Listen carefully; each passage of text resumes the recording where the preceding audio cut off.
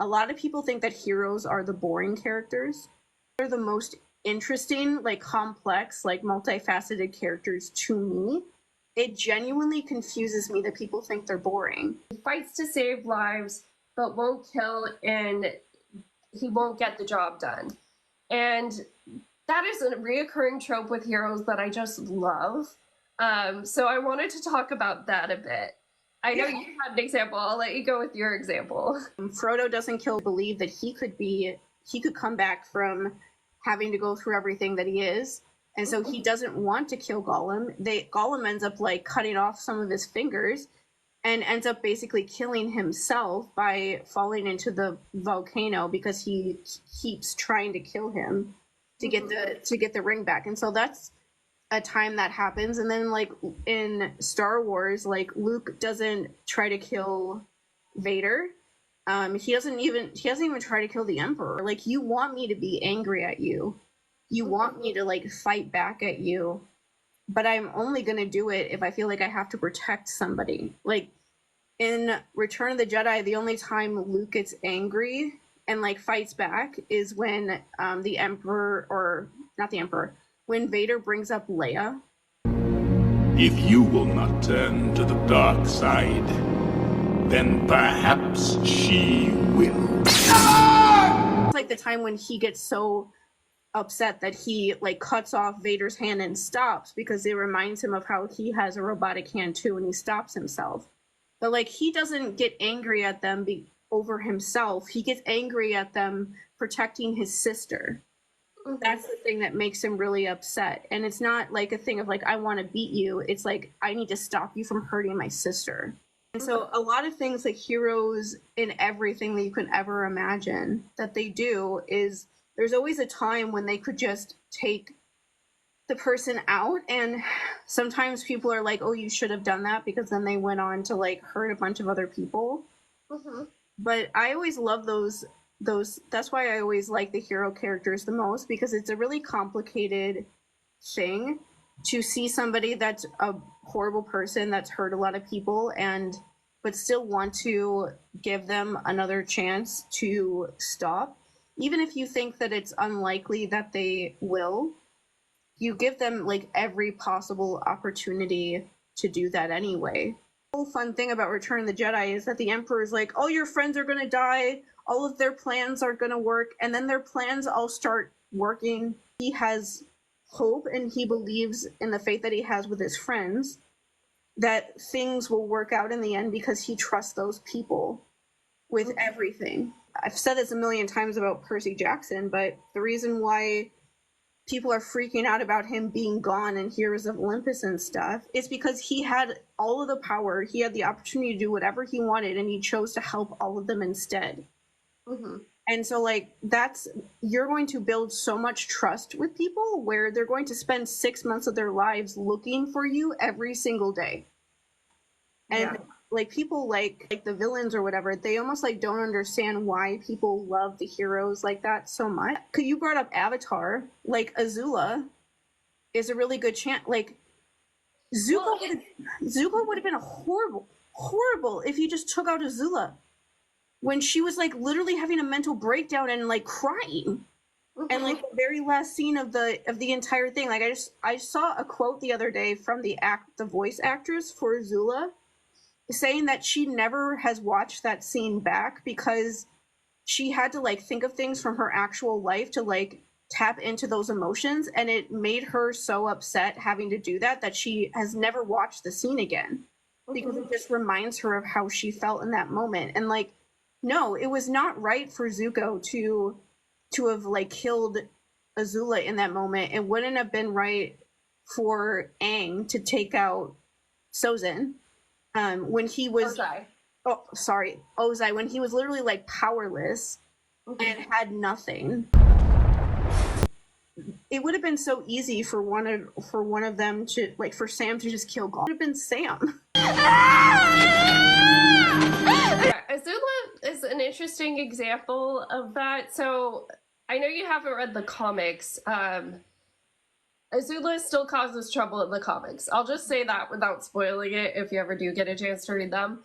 Ozai is completely powerless. There is like one comic where Zuko's feeling conflict in his new leadership role, and he goes to literally everyone for advice, including Ozai at one point, but he doesn't necessarily follow his advice. So Ozai was left completely powerless. Azula was not. And like that's the difference, where she still has the potential to hurt people as much as she has the potential to reform. Of course, as a former golden child myself, I would love her to have a redemption arc, but at least of what I've read of the comics so far, that has not happened.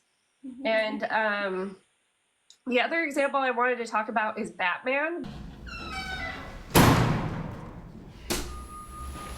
because he is like my dad and my brother's special interest. His power is, yes, money, but also intellect, it seems like, because he does like acquire a bunch of skills and stuff that make him good at what he does. But he is one of those superheroes that makes it a point to not take out the bad guys, to let them go into Arkham Asylum, and they almost always get back out. And the Joker is one that really makes you question whether or not this stance that he has is worth it, because the Joker just takes people out at random. The Joker doesn't even like care. You know, the Joker just wants to cause chaos. In fact, once he finds out that this is one of Batman's lines in the sand, he's like trying to push him past it like constantly. And so that's one instance where it is like, okay, but is being merciful, is not taking him out and not stooping to his level really helping here? Or is it, you know, causing more harm? Because you could make that argument with some of these cases we've talked about, like that they will go on to cause more harm. About you in a museum. They've set the perimeter. I know you're nervous, and you have plenty of reason to be. But you're lying. Bucky was brainwashed to be a serial killer, basically. Like, he had absolutely no choice in it, but that's what they forced him to do. And he tries to kill Steve many times, and Steve still won't hurt him.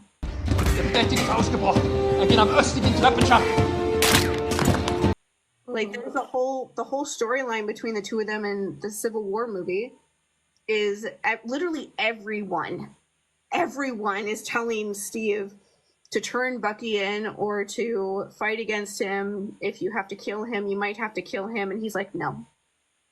Like, over and over again. He's like, no. The first, like, interaction they have in that movie is all of these police people trying to take out Bucky for, like, 10 minutes. Like, Black Panther shows up and tries to kill him. Like, all of these people are trying to kill him. His best friends are even telling him, you're probably going to have to kill him at some point if he's not good. And he's like, no, I am never going to kill Bucky. Mm-hmm. And he's like, you will have to kill me before I do that. Like, you will actually have to kill me if you want to do that. I'm never going to turn him in, and I'm never going to do that. And he ends up being in the right. Like, everything that people think Bucky did in that movie, he was being set up for. He never actually did it. And so if they would have killed him, they would have killed a completely innocent person that was tortured by a Nazi organization for 70 years. Mm-hmm. And literally everyone else in that movie is telling him to do it, and he won't do it. What makes you think that she was a monster? Mom. Not everyone who looks like a hero is a hero. And not everyone who looks like a monster is a monster. Thinking of what happens with Polyphemus and him in Sea of Monsters, that he doesn't want to hurt him. He feels really bad about hurting him because he knows that he's alone on this island, and that's his brother.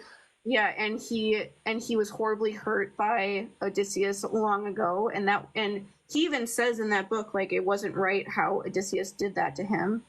Mm-hmm. And so he understands why Polyphemus hates humans and doesn't trust them. He has every reason not to trust them, considering that experience happened to him. And so even though he knows he has to do something to him to stop him so that he doesn't hurt him and his friends, he doesn't want to. He understands why he's so upset at him, and he empathizes with him for why he hates him. He doesn't just be like, oh, you're just a monster, I don't care about what's going to happen to you, or just assume the worst, I guess, about him.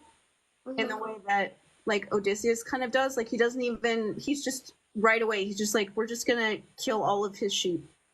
And that's that on that. And doesn't like think about another option and or see another way to get around it. And it's, I think it's funny in a way of like the whole song with him and Athena.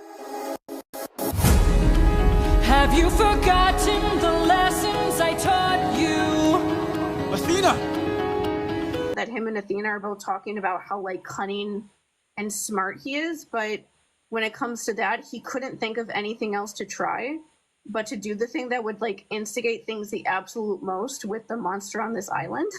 And it's like there's so many other things that you could have tried besides that one route, but you didn't even try.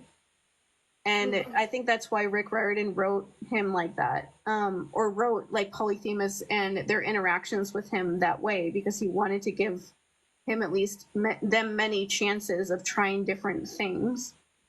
And even the way that it ends with him in Percy Jackson, at least, like Percy is having dreams about, like thinking about how he wants Polyphemus to believe that he killed them.